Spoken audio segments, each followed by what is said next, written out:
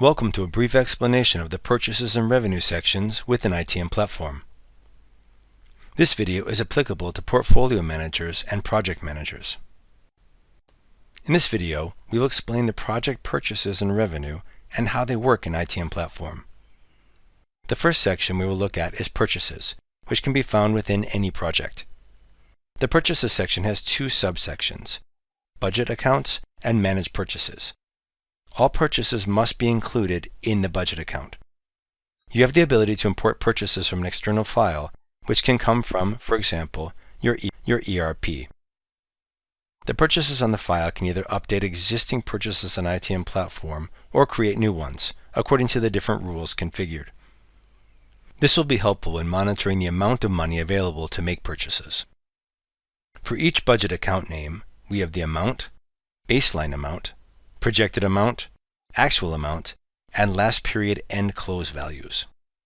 To add a budget account, you need to name the account, provide a description, and select the budget amount. Now let's focus on the purchases themselves.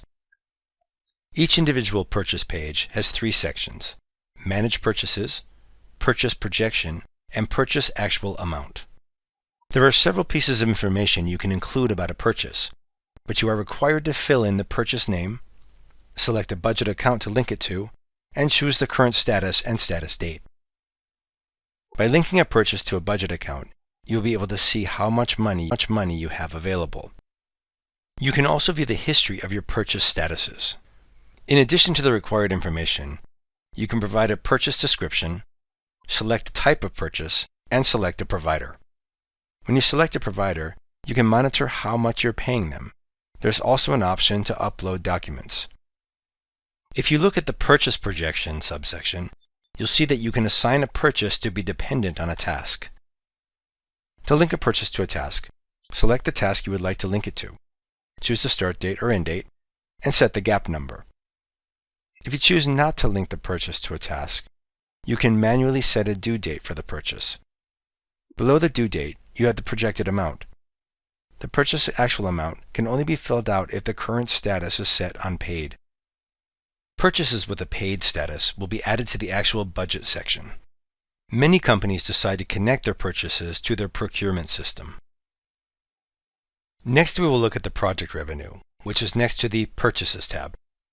In the Revenue section, you have the top-down budget, bottom-up, actual values, and last period end close values. You can create recurring revenues, which is useful for a service or project that requires an invoice every month or quarter. Similar to the purchases, the revenue section requires you to provide a name and a current status. The status will determine if the projection of the revenue will be the actual amount received. All these values will be reflected in dashboards and reports.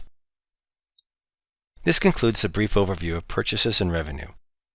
This video demonstrated the purpose of the purchases and revenue and how it works in ITM Platform, including how to configure the purchases features, how to manage your purchases, how to configure the revenue features, and how to manage your revenue.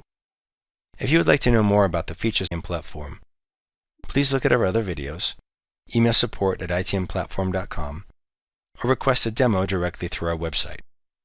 Thank you very much for listening.